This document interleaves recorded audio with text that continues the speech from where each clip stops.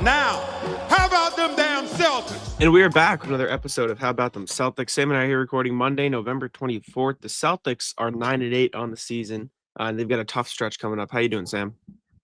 Doing good. A little day off here, a little bit for us. I mean, we're still working. We're here. We're doing the show. We never stop here. That's why you should subscribe every single day. New content.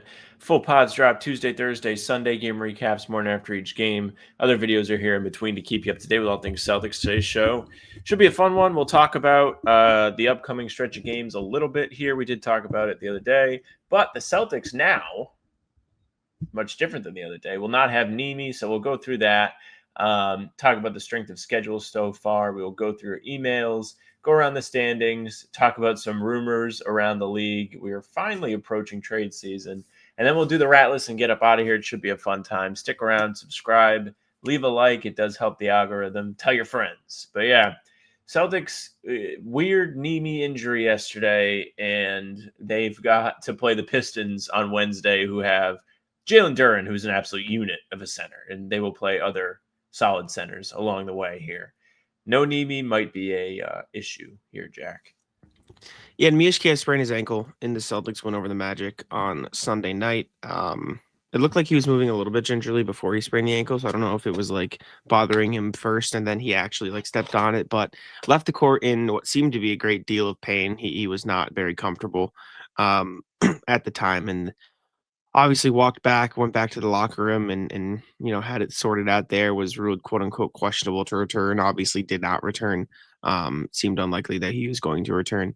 And he did not, but there's no indication of how long he could miss with this injury. We'll probably get some sort of indication whether he's questionable, doubtful, or out on the initial injury report heading into the Pistons game or the day before the Pistons game. If I had to guess, I think he'll probably miss a week or two. Looked like he was in enough pain where he probably won't be playing for at least a little bit. I can't imagine he'll play in the Pistons game, and I'd be surprised if he, played in the road trip Minnesota Cleveland. I feel like he might miss those games as well. So Celtics are going to have to find some ways to win without him. Obviously, when he went down, Chris Boucher got his first minutes in a little while. Didn't necessarily play too great, but they were able to go to some smaller lineups because Wendell Carter and Goga Bitadze were out for the Magic, so both teams kind of ran small ball. Celtics ran some Jordan Walsh at center, some technically Sam Hauser at center, I guess, some Josh Maidon at center. There was really no center on the court, though. It wasn't really, it was a no center lineup for both sides. Noah Penda was playing the quote unquote five for the Magic, so no one was really playing the five-man spot. So, they're probably going to have to break out a few of those run and gun lineups moving forward. Luka Garza is obviously going to see an uptick in play, probably. So, Joe Mazzulla is just going to have to get creative. Yeah, we saw the creativity against Orlando. Again, playing against the Wendell Carter Jr. list, Goga Bitadze list, Orlando Magic is much different than playing the Detroit Pistons with Jalen Duren, the Cavs with Jared Allen, the Minnesota Timberwolves with Rudy Gobert, the Knicks with Cat and Mitchell Robinson. Like these are the next four games. I'm not just making up teams. This is literally who's looking down the barrel at the Celtics right now. I will say, could there be a Luka Garza revenge game in there? Return to Minnesota, him and Minot on Sunday. Something to mark your calendars. Put your PrizePicks watch on if you're intrigued by that.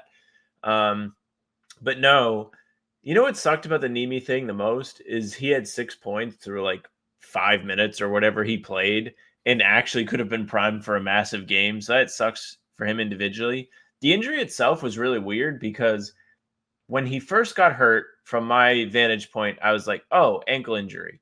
And then I had the broadcast on my laptop and I watched the replay and it didn't look like an ankle injury. It looked like he landed, his ankle never turned, and his knee kind of like bent inward or like this.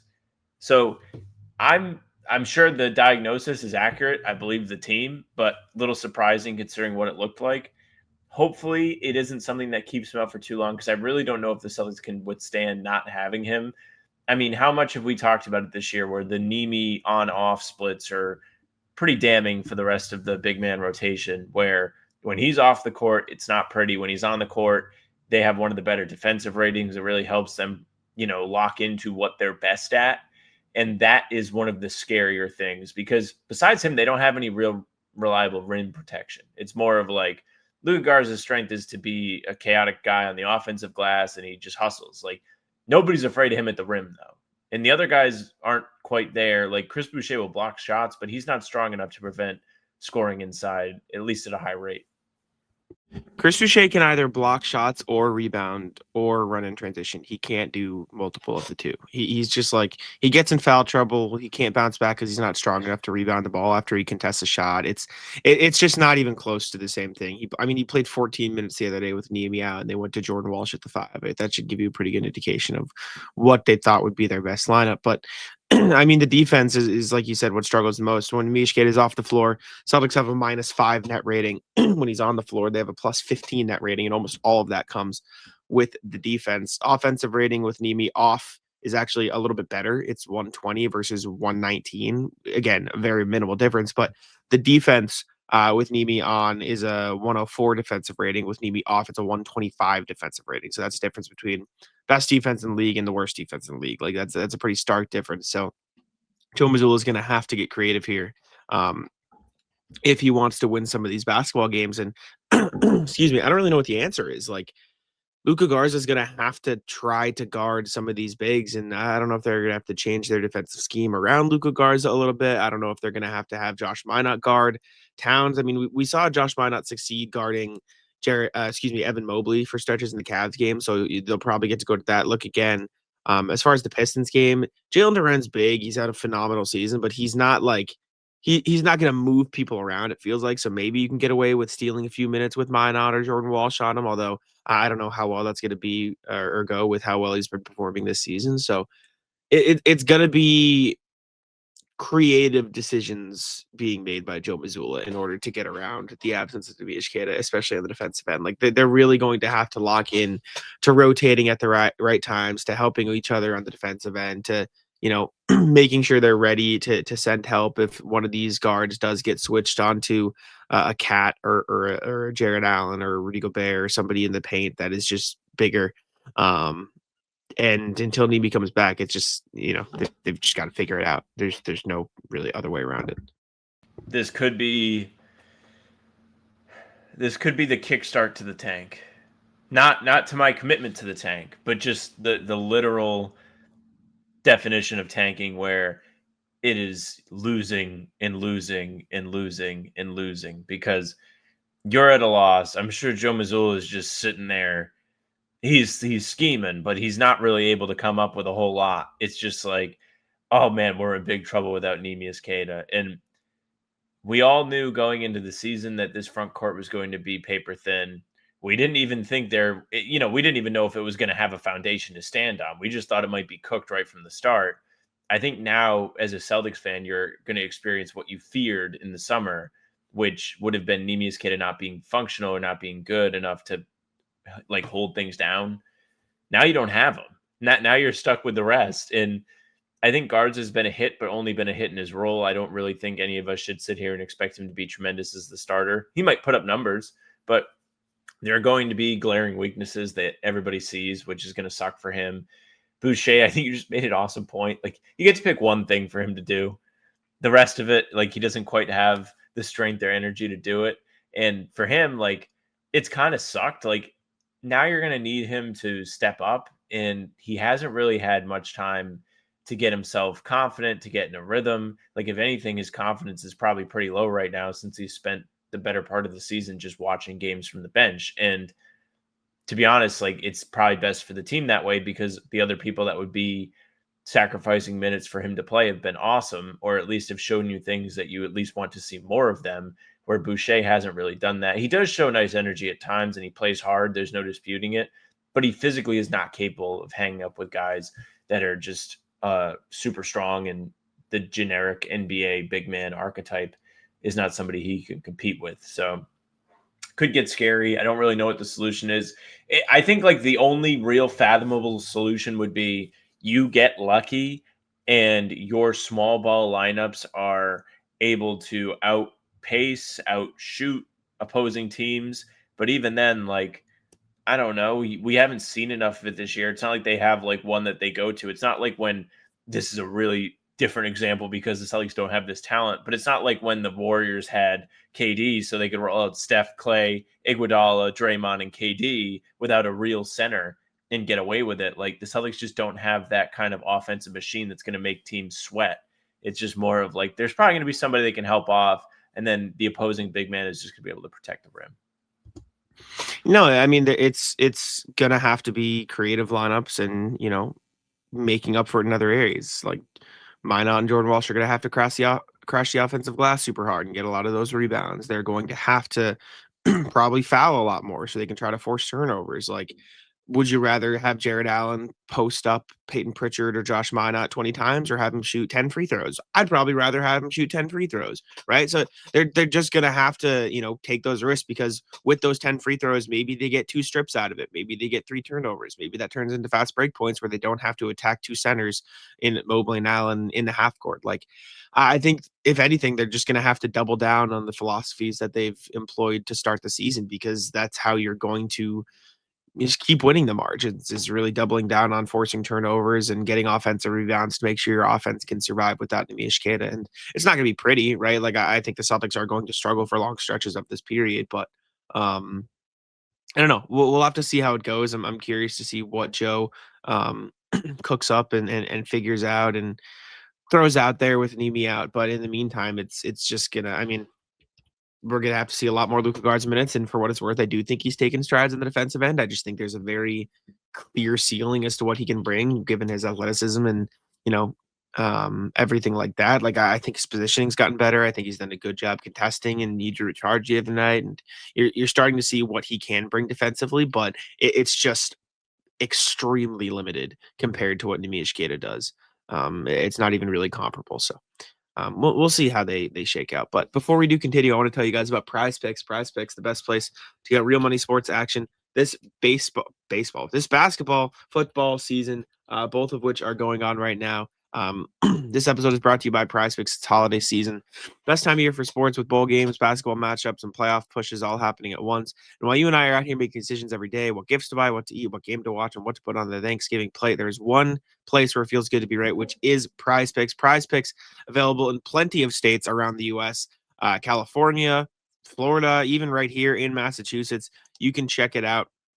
You can check out the new stacks feature as well, which means you can pick the same player up to 3 times in the same lineup if you want them more on Jaylen Brown's points, on Jaylen Brown's threes, on Jaylen Brown's assists, rebounds, whatever it is. You can pick up to 3 of the same player in the same lineup for only on PrizePicks. And you can also pick multiple sports. If you're a Drake May fan, you want to pick his more on passing yards, but also the more on Jaylen points. You can check that out. Or hockey, if you want to throw that in there. You can put as many sports as you want in the same lineup.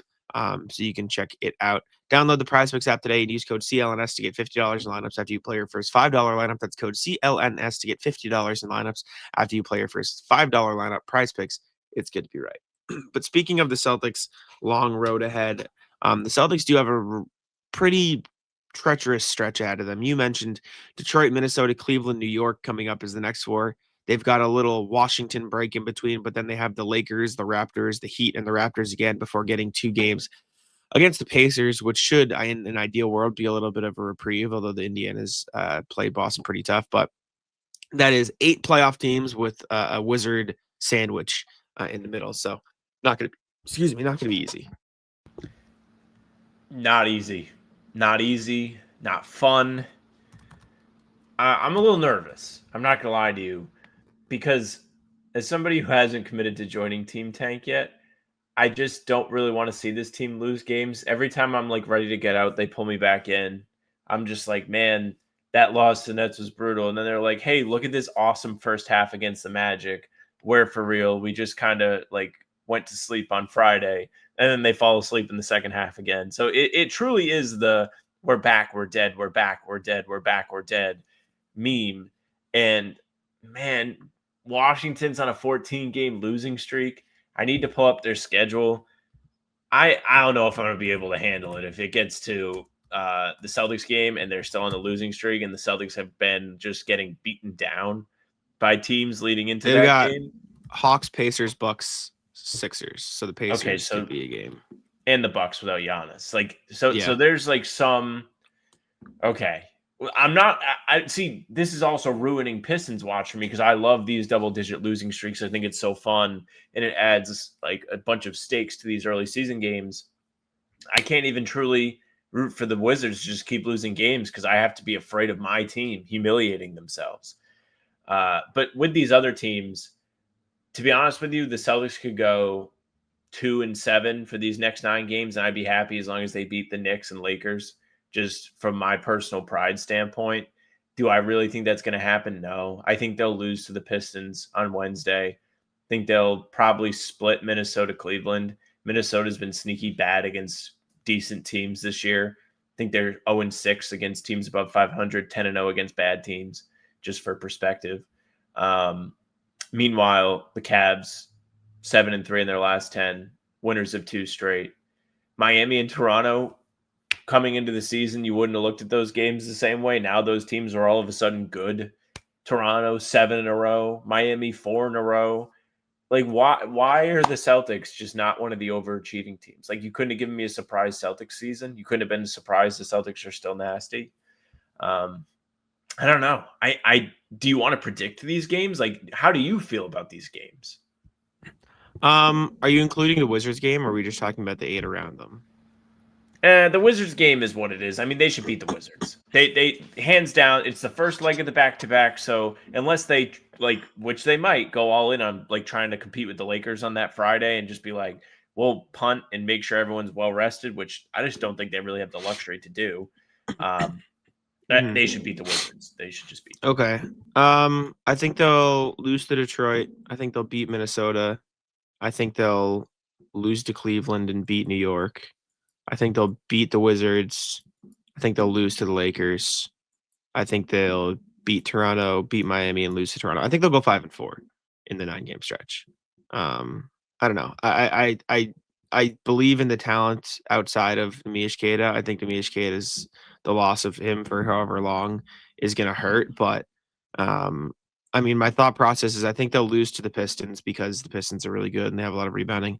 I think they'll beat the Wolves because I think it'll be a classic Luka Garza and Josh Minott just both put up stupid games and piss off Wolves fans, and I think that'll be funny.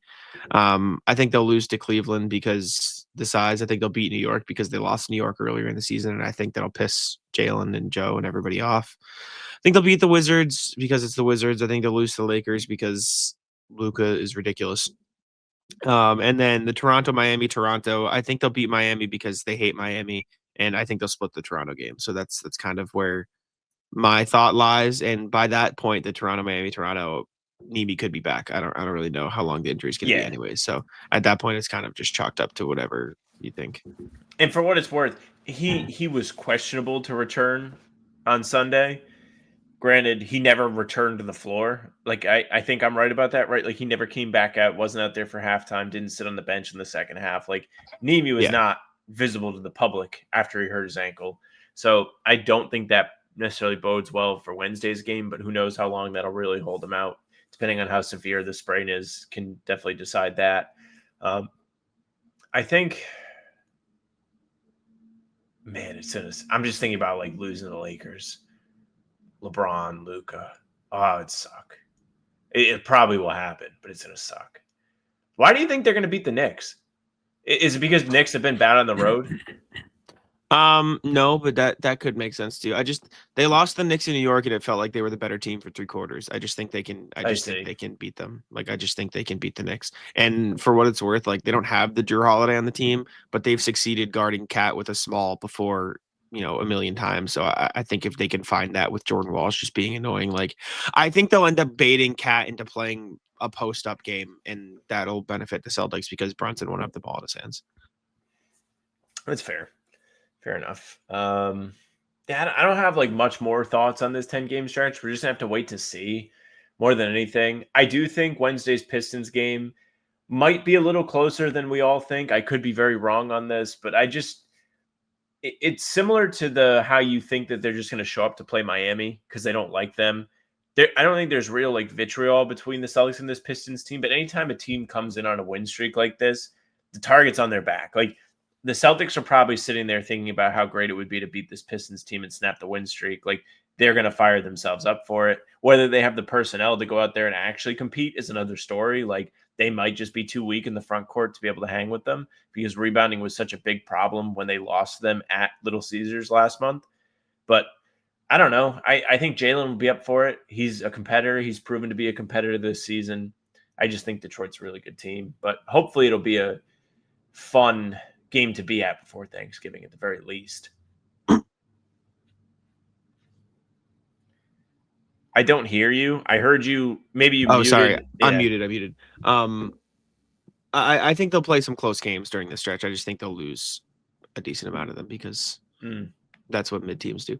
That said, they are playing a tough stretch here, but they do technically have one of the easier strengths of schedules in the NBA. According to this post on Reddit, which calculated every, the strength of schedule. It just copy pasted ESPN strengths of schedule remaining. Celtics have the tied for the seventh easiest. Teams are playing have a 47.6% win percentage, which is a little weird. So far.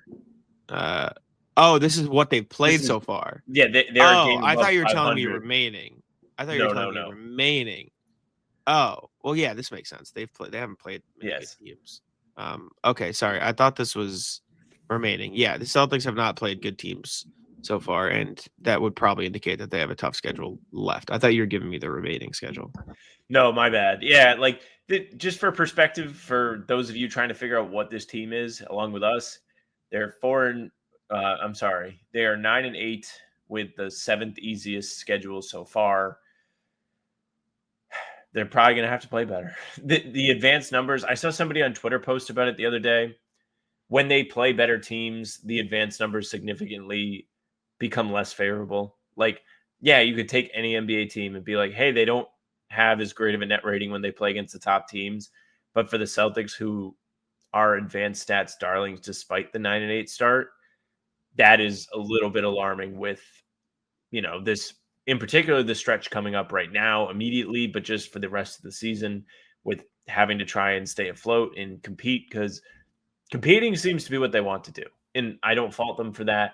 I think the team itself is competitive. I think there's going to be value in getting some of these guys who are getting their first real NBA experience more reps and getting them into real situations where the games are competitive. Like, what good does it do to have Luka Garza and Josh Minot? Let's say like late in the season or something, like they're punting games and stuff. Like, to have those guys playing extended minutes just to go out there and get pummeled, like that doesn't do a lot for their confidence. But going in, playing a smaller role on a team like this one that is showing promise at times, I think it does things for them. And I said it on the post-game show yesterday. For these guys who have not had NBA experience yet, they're just going to be growing pains, and they need to get through them. Like, you've been pretty happy with Luka Garza lately and have seen some progress defensively from him. He's going to have to work his way through that. And who knows, like, if he's back next season, which he's under contract to be back, if he has another offseason to train, which Noah's article laid out so perfectly on Celtics blog, he is somebody who trains like a motherfucker. Like, he's going to get better. He's gotten better since he entered the NBA. He's gotten in much better shape than he was as a rookie at Iowa, right? So I think there's reason to be encouraged by both of those players who have been probably better than we thought that they would be going into the season. And the same could be said about returning guys like Jordan Walsh, Baylor Shireman, Ugo as a rookie. So if you want to remain competitive this year, that's fine. And I think it's going to be good for you when Tatum comes back, whether it be at the end of the season this year or next season, to have players with a little bit more battle scars on them going into that campaign, Yeah, I mean, listen, the reality of this roster is it's not as talented as other years, right? Like, they realistically, like, they don't have the means to be a competitive team and a top 4 team in the Eastern Conference. I think Joe's done a great job with what he's gotten. Like, obviously, you've had to battle through the struggles of Pritchard and Derek White shooting the ball. They've impacted the game in other ways, but there's been that. But I mean, Josh Minot shooting damn near 40% from 3 this season and playing positive minutes. Luka Garza's one of the better offensive rebounders in the NBA. Jordan Walsh is taking on top tier defensive matchups. Hugo Gonzalez is playing, impactful minutes. Baylor Shireman's giving them something. Those are 5 guys who didn't play rotation minutes in the NBA last season. Like, it's gonna be a bumpy ride, and they're gonna have to figure it out, and we'll see where it goes. I still feel confident in what I said is a 45 wins. I mean, this Neemias Queta injury, I'll have to see how it looks and how long he's out for, and maybe that'll adjust some expectations, but we'll see. I'm excited. I said it in the pregame show the other day. I get excited to watch this team on a night-to-night basis because you don't really know what's going to happen, and I think that makes things more interesting. So it's true, I stand and with that. with the injuries, the injuries were the big question. Like going into the season, like Jalen cannot miss time, and thankfully Jalen has not missed time. But now we've learned that Neemias Queta is a similarly important pillar, not to the same level, but still is important to this team. And watching them try and stay afloat without him is going to tell us a little bit more about the depth as well. Exactly.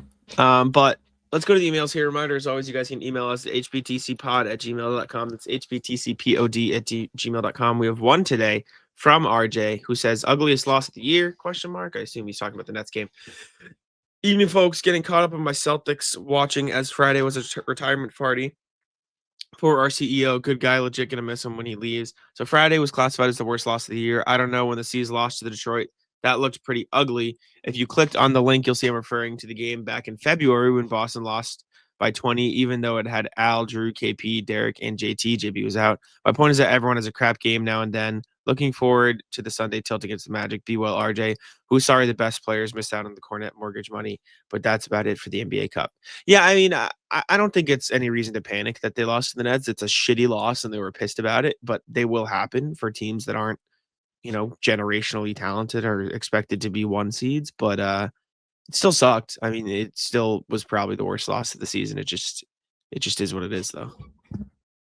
Yeah, I don't know if I would compare that to the Pistons either, because the Pistons were actually good last year. Like, they were a playoff team. They pushed the Knicks to 6 games, and they were in all those games. Like, the Pistons were not the Nets. The Nets are a pathetic, sad, loser franchise, terrible stink on them, and they come in and beat you in the NBA Cup, which means slightly more than a regular game. But you can't sit and dwell on it. Like, it seems like the Celtics handled it the best that they could. They moved on to the Sunday game. They came out and just put belt to ass in the first half, which is what you would ask for from them. Of course, shot making helped that. But the energy, I thought, was much better. I thought they responded to it. And if you're looking for something to hold on to with this team, like, that is the thing. It is, they are going to fight. That's the message that they've shown you. They had that awful loss to Utah earlier in the season, and they came out and killed the Wizards the next day. It's the same thing. It's just coming out, being ready to compete. And now, you just have to keep fighting through this gauntlet of a schedule. You're 1-0 in the 10-game gauntlet that we all had laid out after the Nets game. So credit to them so far. Yeah, we'll see. All right, NBA standings. Let's see how the entire league is doing. I'll pull it up here for the NBA section. Pistons still atop the Eastern Conference, but they've got some competitors. They've won 12 in a row, but the Raptors are 2.5 games behind them. Pistons are 14-2. Raptors are 12-5. Cavs are 12-6. Got the Heat at 11-6 and the Hawks at 11-7. The Knicks in 6th place at 9-6. You got four more teams in the East. The entire play-in is above 500. Bulls, Sixers, Magic, Celtics 9-7, 9-7, 9-8, 10-8, 9-8. Bucks have dipped below. They've lost 4 in a row with Giannis out. It's going to be a struggle for them to win basketball games. And then you've got the Hornets at 4-13, the Nets at 3-13, then the Pacers and the Wizards. That bottom 4 is pretty dog shit. Dog shit indeed. Welcome to the Eastern Conference. It is just so ironic that it's like a couple good teams, a sea of mid, and then 4 terrible teams. Meanwhile, like, the West is more like half and half. It's like mostly competitive. It's like the Thunder, Nuggets, and then like competitive teams, and then it's terrible. It's so different than the East. Detroit's been impressive. Again, they've done what they've done with key players missing some time, like Cade's missed games, Jalen Duren's missed games. The Raptors have been such a surprise. I'm excited to see them come to town. Or, well, they won't be coming to town, but we'll see the Celtics play them in a couple weeks to see what they're really made of. Brandon Ingram's been playing really well. Hit 10,000 points yesterday. Guess he's the first guy in the draft class to do it, and that was the Jalen class. Little surprised Jalen's not there. How close is Jalen? Let's see. I'm going to look. Well, Ingram was a top-ish option since the start of his career. Jalen had to wait a few years. That's also very true. I guess it makes sense. Let's see. see, everyone is just counting the playoff points. Let's see, regular season. Jalen's at regular season. I don't know what stat you're at. He's at 11,900 points. So I don't know. Somebody just lied to me. I don't know what you were seeing, but that's why Jalen's I was so shocked. I was like, that doesn't make points. any sense. I feel like Jalen should have way more points than that, especially Ingram's like missed time and everything. Like he didn't play much last season. That makes no sense. I need to be more skeptical of things I see online. Where did you see that? Probably Twitter or Reddit. I don't remember like exactly what the source was. But the Cavs are kind of back 7-3 after a little bit of a rocky start. They haven't lost against the Central Division, which is a terrible division. It took him the fewest games to get there. That's okay. I knew I wasn't crazy. I knew I saw something. Reading is hard. Got you. Anyways, continue. Sorry. What a fall from grace from Chicago and Philly. Not as surprised with Chicago. Philly, I'm a little surprised. Did you see Vucevic the other day after they barely avoided scraping past the Wizards? So if you missed it, Vucevic is having a walk-off interview after the Bulls beat the 1-15 Washington Wizards, who have now lost 14 games in a row by 1 point. And Jalen Smith and Mats Buzelis are like celebrating behind him. And he's just like, shut up, get away from me, go somewhere. And I don't blame him. Like that, I honestly like winning mentality from Vucevic. Here it is. Jax pulled it up. 3 quarters, whatever, we were very soft. No resistance. Move, man. We gave no resistance. Come on, be happy, man. We gave no resistance.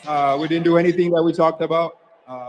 For 3 quarters, whatever, we were very soft. I didn't realize this looped back. I was like, did they come back after he shooed them away? Nah, it just looped. Yeah, Vooch not happy. Not happy at all with his Bulls teammates.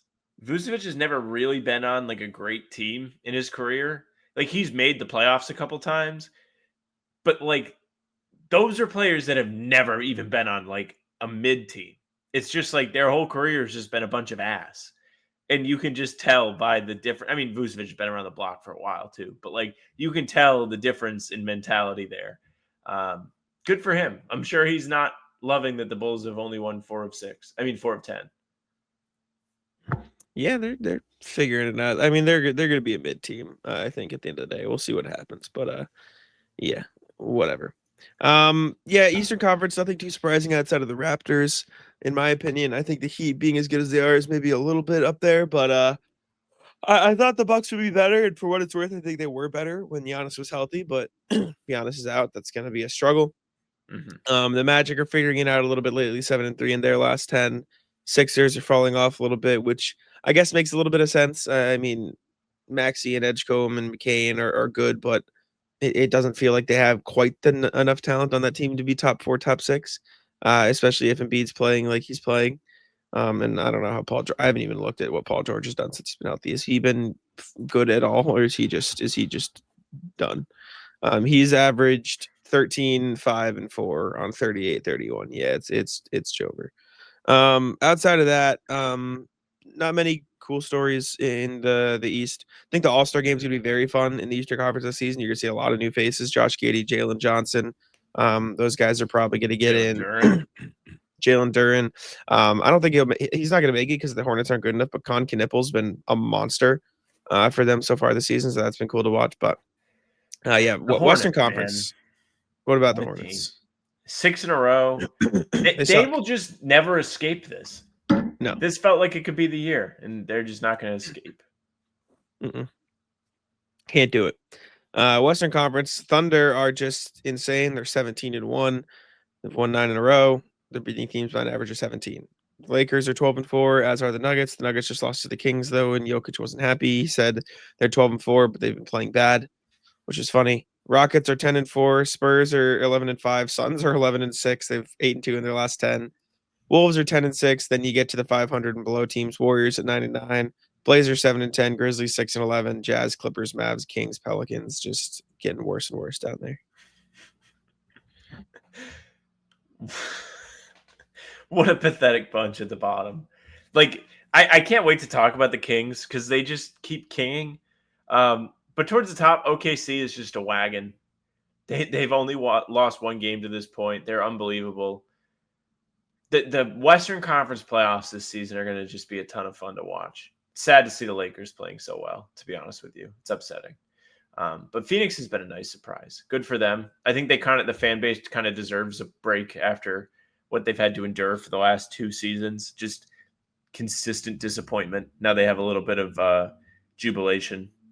So that's cool. Minnesota, fake 10-6. How about the Warriors? Al Horford's going to miss 3 games now, and they have a half-game worse record than Boston, who he left to go compete with Golden State. Yeah, I don't know. I mean, I think the Warriors will be fine. They'll figure it out by the playoffs. The Suns are so cool, man. Dylan Brooks averaging 21, Grayson Allen averaging 18.5, Royce O'Neal's averaging 12, 5, and 3. Colin Gillespie's playing real minutes off the bench. It is very cool to see what they are putting together in Phoenix. Shout out. It's impressive to see them because they have no reason to tank, right? Like tanking does nothing for them, so they might as well try to, be fun. So it's cool. It's very cool. I've been enjoying. Jordan Knott's putting together a masterclass. So good for him, man. All right. The Clippers apparently want DeMar DeRozan. This is Sam Amick of The Athletic. The Kings are a mess, and the Clippers. I mean, I guess the Clippers have no reason to tank either, so you might as well try to piece together some sort of success. And I put on here like, why not just trade for Levine? Why would you want DeRozan? But I guess Levine's contract or DeRozan's contract is a bit more palatable. I don't know. It's just messy. It's messy out there in California. Let's see. DeMar DeRozan makes 20. His contract actually is not that bad. It's just tough to have. The second year might be a little bit tough, depending on like if he has any kind of step back. But yeah, 24, almost 25 million a season isn't too bad compared to Levine's 47. Shit, the Celtics could go trade for DeRozan if they really wanted to with the Simons contract. Don't think they should, but if they really wanted to get messy, Clippers just committed to the unction. They want to have all the unks on the team. DeMar, 36, to join all of the old heads out in Clipper land. The funny thing about the Clippers is I think we all need to be pulling for the Clippers because the OKC aspect of this, where they have the draft pick, nobody wants to see the OKC Thunder get another free guy. They also have Utah's pick, which is a top 8 protected pick. So or is it outside the top 8? I don't know. I think it's top 8 protected. And also Philly. So OKC could potentially have 3 lottery picks this year if the results fall their way. And that just isn't fair. But also, like, there's part of this where they're kind of reaching a point. Like, what are they going to do with all these guys? Like, if you're OKC and you end up with 3 lottery picks this year, you have a proven rotation. This is a team that is 17-1 to this point without Jalen Williams playing, J-Dub. What do you do with your first round picks? Like, do you just pick European guys and stash them? Do you trade them? We said this the past couple of years, and then they drafted AJ Mitchell, who is now just their 3rd leading scorer. So I don't think that fucking matters. I don't think it matters at all. Like, they're just gonna play guys less. Like, Alex Caruso is gonna play less in the regular season and play limited minutes when they need him on a cheap contract. Same thing with Isaiah Hartenstein. Same thing with Lou Dort. They'll play AJ Mitchell more to get him more minutes. And, if they draft Cam Boozer, he'll play 20 a night and give them whatever they like. It doesn't matter. They'll find time. They'll figure it out, or they'll trade all of it for fucking Giannis. Who knows? It doesn't matter. They'll figure it out. I don't think that's their concern. But please, Clippers, start winning games, will you? So we don't all have to worry about this. James Harden's trying his best. James Harden had a 50 ball in Charlotte on Saturday. He went crazy. But they're just still like painfully mid. The Clippers cannot get out of their own way. 2-8 in their last 10. Disgusting basketball. Into a dome. Yeah. But speaking of disgusting trade rumors, apparently no one wants Anthony Davis. Tim Bontemps put it out there. The idea of trading Anthony Davis has everyone trained to think, well, they're going to get 3 firsts, 2 swaps, they're going to get 2 young players, and they're going to get all this stuff.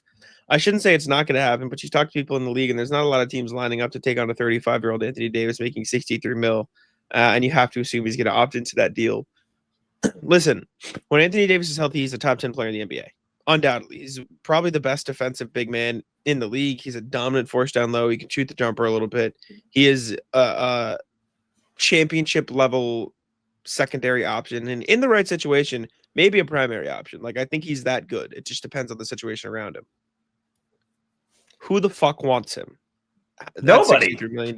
Like, that is the issue. Like, who is going to make that swing trade? Like, I think Chicago could actually be pretty fun. Like, I think if you add Anthony Davis to that Bulls roster, they could be an actual, like, spoiler team in the Eastern Conference playoffs. Like, I think they could be a pain in the ass. I think the same thing goes for the Raptors if they want to actually try to take a swing. The issue is they just have too many big contracts to where they would be blowing up their actual core to do it. I don't know if it's going to get to that point because I think the excuse me, I think the Mavs will probably get a better offer than what they can offer. But if you're the Suns, maybe you take a look and say, like, hey, if we throw you these things, maybe we can get it done. But they don't have any picks, and so it would really have to mean that the Mavs are in desperation mode. I maybe you could prey on one of these idiotic teams like the Kings or the Pelicans to make a stupid trade again. I wouldn't hate it if you're Indy. Take a chance, like get him healthy this season. Halliburton comes back, then you have like a legitimate big 3. Like I do think there are teams around the league where it could make sense. It's just tough. I don't really know what the money situation would be with the Pacers, but that's like my favorite one that I've heard because you can actually make the pitch where like you don't have to care if he plays this season. You actually just want him to rest. Like it would be similar to Al Horford coming back to the Celtics after just hanging out with OKC for a year and just getting his body right. Yeah, let's take a look. Like I'm actually intrigued by this. Plus, I mean, it's not easy. It's not easy. It's only 54 this year. It'd have to be Toppin. It'd probably have to be maybe that's the solution to the Mathurin thing. They don't extend him, so they send him out. It gets hard. It gets pretty dicey pretty quickly. The Pacers just can't afford to gut these contracts. Like they have to. They have the misfortune of having spent their money wisely, so they don't really have bad contracts to make the money work in a deal. It'd have to be Nembhard. It is pretty, yeah. It would have to be Nembhard. Indeed, do you really? You're kind of teetering at the point where I'm like, I don't know if I would do this if I'm Indeed. Nembhard. It'd be like Nembhard, McConnell, Jackson, and Walker, or something like that. I think I could take Mathurin out, and this would still work. I think, or no, it'd have to be, or I mean, technically you could throw in a minimum. You know, it would have to be something like that, where it'd be Nembhard, McConnell, and then minimum contracts and stuff, or Jackson, Walker minimum. It'd be a lot. It'd be tough, but that would leave you with what? Halliburton, Siakam, Mathurin, Davis. I guess you could go to work Pretty in the good. offseason and just go from there and decide what you'd like to do to fill the roster out. I kind of like the Bulls. That might be my favorite team if you can find a way to do it. I mean, they could definitely find a way to do it. Jesus Christ, these contracts suck. You do that. I mean, you probably wouldn't want to throw him Kobe White, but they'd probably want Kobe White. And I don't know if you're willing to do it, but you'd still have Josh Giddey and Aida Sunmu. I mean, would you trade like what would it be? It'd be like, would you trade Kobe White, Zach Collins, Patrick Williams, and 2 firsts for Anthony Davis if you're Chicago? Then you'd have Josh Giddey, Anthony Davis, Vucevic, Aida Sunmu, Modest Buzelis. Not bad. Do you have your pick this year if you're Chicago? Chicago has, I'm pretty sure, all of their picks from now until forever. I think they finally have. Oh, so there's this top 8. This is 1 through 8. So they technically don't have theirs this year, but shit, I would do this even more now if I was them, because then you can like do the Pacers thing, let them get healthy for a season, kind of try and tank and get that pick. Make sure you keep it. I don't think they're going to get that pick. I think it's dead. Think about how bad the Hornets, Pacers, Wizards, Nets, and the West Pelicans are. bad, yeah, I don't think they're getting that pick. I think the pick's dead. But even at that point, I think your argument stands. Like, if that pick's dead, who fucking cares? Like, you might as well try to win. Like, you might as well try to win some games here. Yeah, I think. Yeah, I don't know. The Davis thing is brutal. You have to. You're right. Like, it has to be a team that's just absolutely desperate. Like, they have nothing going for them. They need to like take a home run swing and hope that it hits, because the contract with the amount of games he's missed since joining the Mavericks just doesn't do it for me. Like, it's almost a negative asset at this point. Yeah.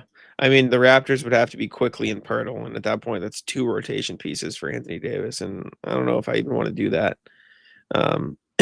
But it's not terrible. That and a pick or two, it's fine. Because I mean, the upside of Anthony Davis is so there that maybe you're willing to take a chance on it. Out west, I don't really know if anybody makes sense for it. Like, I don't think the Timberwolves. I mean, maybe the Timberwolves take a swing. I don't really know if that makes too much sense for them. Julius Randle's been like incredible this year. Maybe to the Phoenix Suns get a little bit. That's what I said. Excited. That's what I said. But they don't. But the problem is they don't have any picks, and so the Mavs would have to be super desperate. Yeah, the Mavericks wouldn't want that. The whole thing of coming out of Dallas is they just want to like stock up and kind of rebuild and build around Flag. But I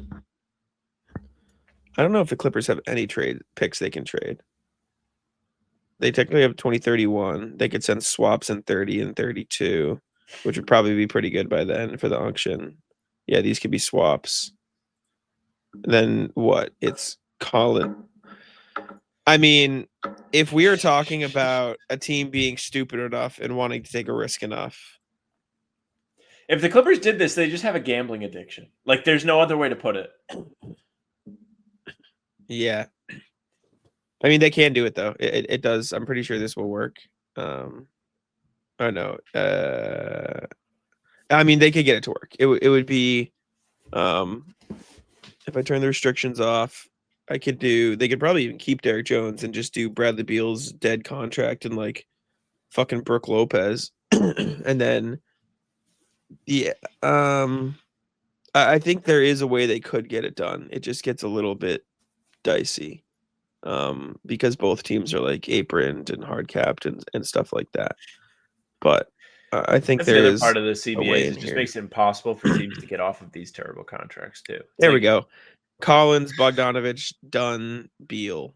Maybe you could do Batum so they can keep Dunn. But yeah, the point stands. No, it would literally. Oh wait, no, that's both. Yeah, you could do Batum. So it would be Collins, Bogdanovich, Batum, Beal, 2 swaps and a first for Anthony Davis. In theory, we got to be put in jail. Would you do? I mean, it's a mess, but this is a trade. I could see the Clippers being like, "Fuck it." If I'm the Mavs, I probably do it. I don't really feel like I have anything going with AD. If you're the Clippers, I just don't know. Like, if I told you trade Luka Doncic for Max Christie, John Collins, Bogdanovich, Batum, Beal, and 3 firsts. Oh. That's the other part of this. You almost, I mean, I guess they're like trying to shop. You can't. Like, it's sunk cost. It's sunk cost theory. You can't. Yeah. You kind of like need him to be good. Like, you need to at least give him a chance to be good. And I think that isn't happening if you're just already ready to push him out the door. And like, I don't blame you if you think you can get stuff for him before it like completely goes away, like the value goes away, then do it. But it's so gross. It's bad. And, like, it's bad. Now you're planning to rebuild around Cooper Flag, who you're hoping can turn into Luka. Like that's all you have for this. Like the best part of all of this is Cooper Flag was not part of the Luka trade. Like, we like to joke and be like, Adam Silver rigged the lottery and so on, but like, you got that just out of pure luck. That was not pure mastermind stuff. That was not anything that Nico got back for Luka. It wasn't like a good value piece. It was like, you got very lucky. Like, can you imagine if they didn't get bailed out? And by the way, Dallas last year was not like a high percentage lottery team. They got extremely lucky. Like they were like a 1% chance to win, if that, and they did. Oh man, they would be fucked. They For what would it's be worth, fucked without this. the Suns trade would be Jalen Green, Royce O'Neal, and Nick Richards. That's the trade. You would have to really believe in Jalen Green. Yeah. And if you're Phoenix, I think you do it. If I'm Phoenix, I'd do it. If I'm the Mavs, I'd cry into my pillow at night. Do I still have the strength to schedule thing up? Phoenix has the second easiest so far, for what it's worth. Like they're just beating up on bad teams right now. Mm-hmm. So maybe if you're Phoenix, you're like, look, like this might be a little bit of fool's gold. Let's get Anthony Davis, see how it goes, and then Booker has like a good big man to play next. And again, you're giving up a big piece of your future in Jalen Green if you're the Suns. So like, why would you want to do it? It just depends what you believe in with him. Yeah. Like I know he's been solid to start the season. Mm-hmm. Anyways. Last NBA thing is the Thunder, who are getting even more lucky. So Jalen Williams signed a max contract extension this past summer, but if he had made All-NBA, MVP, or DPOY this season, or won MVP or DPOY, it would have bumped him from 25% of the cap to 30% of the cap, but he's missed so many games that he won't get the bump, so the Thunder get to save a little bit of extra money, which is helpful for sure. They're still going to be a very, very, very expensive team. They're still going to get hit with the second apron. For what it's worth, I don't think they're going to have to split up Shea, Chet, and J-Dub. I think they'll be fine. And I think the Celtics probably would have been fine this year too, had it not been for the Tatum injury. Like, if you really think about it, they probably would have had to shuffle around the Drew and KP money into other smaller pieces. But at that point, you probably find a way to keep Cornette and or Horford. Like, I think the reason the Celtics got gutted so bad by the CBA and the second apron is because of the Tatum injury. Like, if Tatum doesn't get hurt, I bet Horford and Cornette even are back, but at least Horford. And I bet they prioritize far different things in the Drew and KP trades, even if they are trading down. Like George Niang might still be on the team, or Anthony Simons isn't Anthony Simons. It's a center. Do you know what I'm saying? Like, I think the JT injury really shifted how they did it. And so people saying, oh my God, this is going to happen to the Thunder. I don't think so. Unless they have an injury similar to Tatum. Like, I think they will just take an Isaiah Hartenstein contract or a Lou Dort or a Caruso contract and shuffle it down into smaller assets and figure out ways to have cheaper but still good assets. So I think the Celtics did absolutely get hurt by the CBA, but I think like a bigger part of it was Tatum got hurt, and so guys left and priorities shifted. So I think that context is also important to remember. So you made me pull up the salary cap sheet for the Celtics now, because what I really wanted to look at was the second apron space. Right now, the Celtics are $7.8 million below the second apron. By trading Drew Holiday for Anthony Simons, they saved $6 million. So actually, they just might not even had to do that. I mean, we heard about the Holiday trade first. It was reported first. I think they thought they were going to be able to trade. They probably thought they were going to be able to trade Anthony Simons. Like, they probably thought we're going to trade him down. We're going to save even more money, and we're going to get better assets in return. And that didn't happen. Yeah. I mean, that's true too.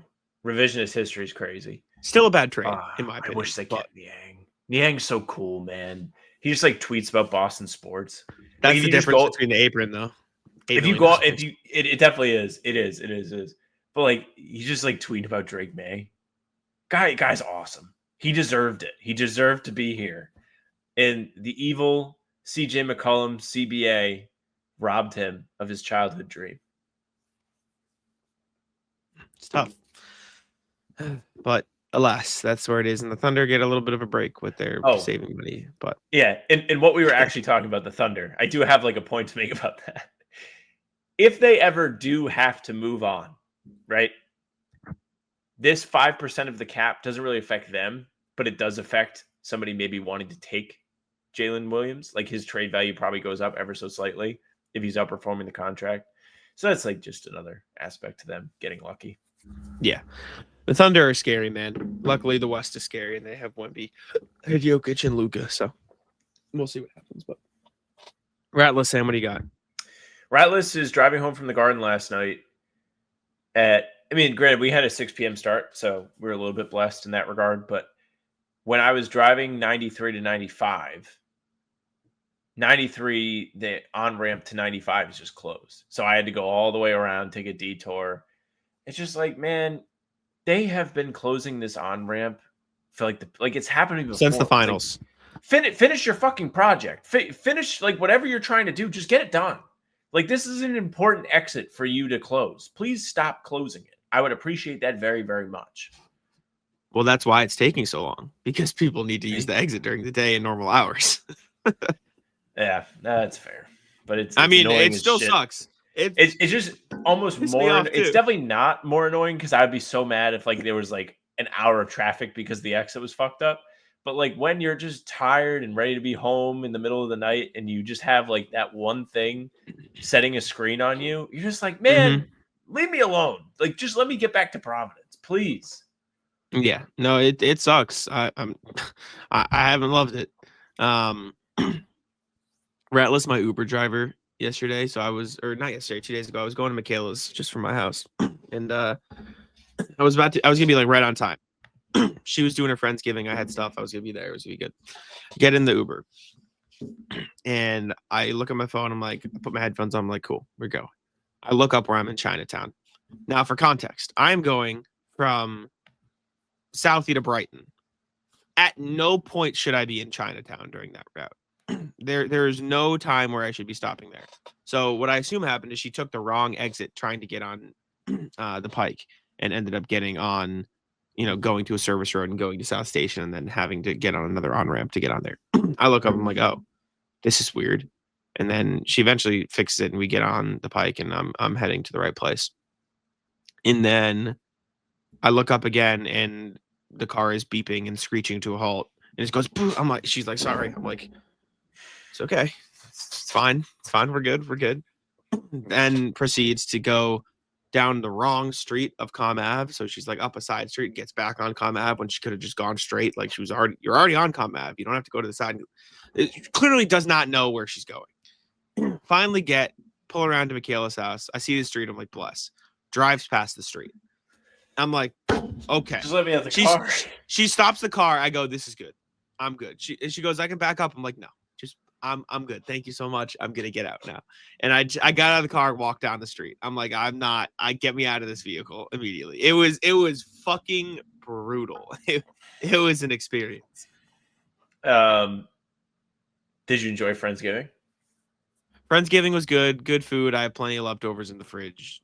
What did you bring, success. if anything? I brought sliders. So I basically put like garlic butter on little Hawaiian butter rolls. And I put mashed potatoes, gravy, stuffing, turkey, cranberry sauce, and cornbread on the sliders. And I smushed them. Whoa. And I brought them. I will say I had 30, but ratless me, I dropped 10 when I pulled it out of the oven. So I brought 24 or 20. I had 35. I brought 25, which is still a fine number, but I was upset. But it's all right. They were good. That pissed me off so much. Oh, I'm so happy that didn't happen to me. But Michaela's roommate Sarah made mac and cheese. One of the best mac and cheeses I've had in my life. It was fucking fire. So shout out. Yeah, I love like unique Thanksgiving things. Like I honestly think like as a society, like we kind of fucked up Thanksgiving. Like I think like to this point we had good now, Thanksgiving like, food. It's more versatile now. Like people are just more creative. Like one of Kaylin's Thanksgivings last year, like was awesome. It was like Bayesian themed. So like they had like jerk chicken and macaroni pie, which is basically like mac and cheese with like some spice in it, which was awesome. Yeah. And like just thinking about like I've always had this take, like chicken's a superior bird. We should just have that. Michaela, so the turkey that I brought in the slider was the only turkey that was there. Yeah. Michaela made chicken cutlets, which were fire, and then she made chicken pot pie, but instead of the normal pie crust, it was the cheddar bay biscuits from, I forget what restaurant does those, but that was like the top. Is that Red Lobster? Yeah, the Red Lobster cheddar bay Where biscuits were the top. I don't know. She found it and it was fucking I've never good. seen one. I had more last night. It was great. Yeah, it's great. When I do Friendsgiving with my friends, we just all like get wings or chicken from somewhere and we all just like bring one. So that was pretty good. How was Wicked? You saw Wicked, right? Like you enjoyed your musical. I saw Wicked. Wicked was great. I had never seen Wicked like in theaters or You on didn't? Broadway or anything. No. I saw the first one, but I'm saying before this movie, I had never seen the musical. Like I had I didn't know anything about it. So this is like this past 2 years was my first experience with Wicked, which was very fun. I enjoyed very much, and the second one was very good. If you haven't seen Wicked, I highly recommend you go see Wicked. Can you explain the hype to me? Like this is I want to be clear. This is not me trying to hate on Wicked. I just don't understand like how it has become like a sweeping phenomenon. If you don't like, it's just one of the more popular musicals of all time. Okay. So if you don't like musicals, you probably won't like it. It's just really good music, really good storytelling, really good like if you've seen The Wizard of Oz, you'd probably fuck with the musical because no, I like The Wizard of Oz. Like I'm familiar. Yeah, with it. Do you know anything about Wicked? I know it's meant to be like to talk about like the two sisters like that are both the wicked or not wicked witches. Oh, they're not. All right, whatever. Like the two different witches. Well, there are sisters, but the two main ones aren't sisters. So the whole point is, you've seen Wizard of Oz? Glinda, the good one, the pink one.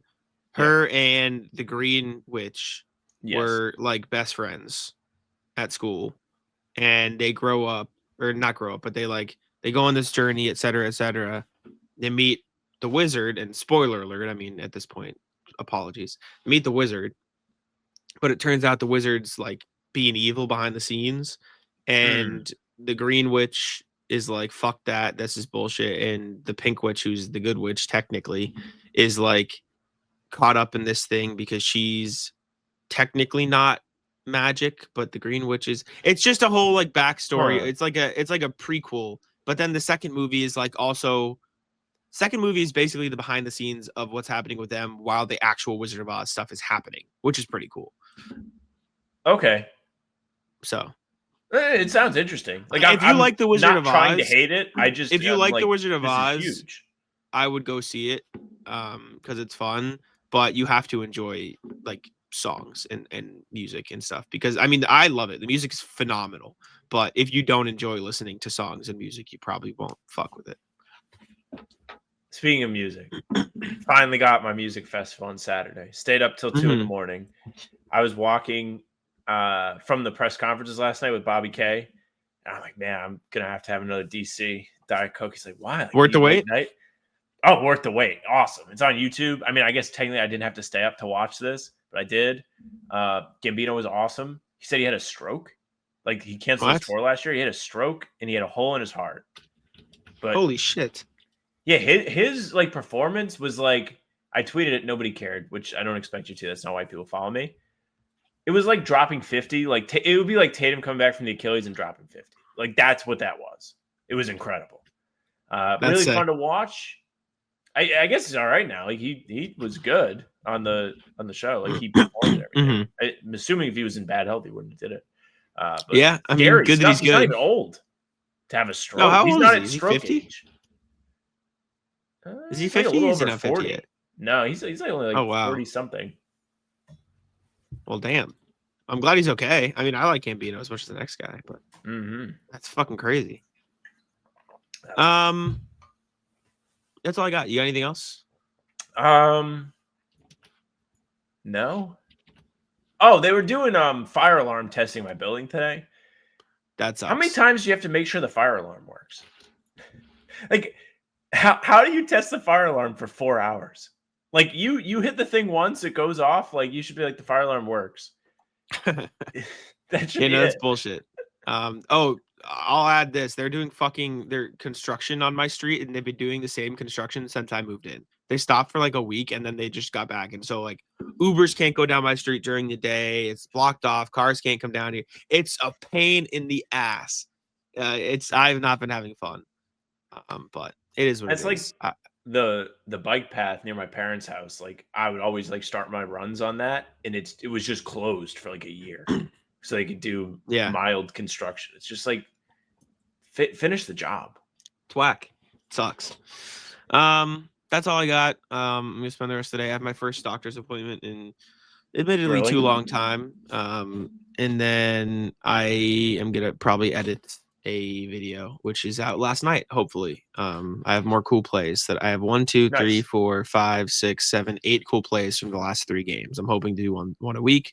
this is the two Nets games and the Magic game. So, yeah. All right. Well, everyone go look at that. Jack's YouTube channel is just his name. He has his first Cool Plays video up there already. It was tremendous. Received plenty of great praise across the internet. People enjoyed it. So go check it out if you're into the X's and O's. But yeah, you can subscribe to our channel if you just like the team and the bullshit and all that. We're here every single day with new stuff. Full pods drop Tuesday, Thursday, Sunday. Game recaps are up the one after each game. Other videos are here in between to keep you up to date with all things Celtics. You can find the two of us on Spotify and Apple too. All pods and recaps are there. So if you just want those, go ahead and follow. They'll go right to your feed. Leave a 5-star review. We'd appreciate that very, very much. You can email us, hbtcpod@gmail.com. Big shout out to RJ, who sent his in today, hbtcpod@gmail.com.